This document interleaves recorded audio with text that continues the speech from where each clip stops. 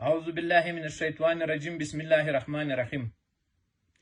زما د پښتیا ځوانانو سلامونه، نیکیلې، احترامات، پیرزوینې مې قبول کړئ. خدای دې وکړي چې روغ جوړ وئ او د صحت او خوشحالۍ جامې م په تان وي.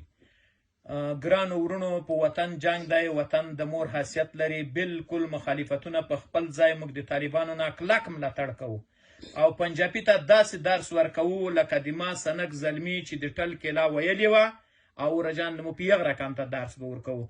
که چېرته طالبانو غږ وکړه، د موږ د پښتیا ځوانان د ډولو سره آماده دي چې راووځي او د خپلې خاورې په کلکه دفاع وکړي او د طالبانو نه کلک ملاتړ وکړي.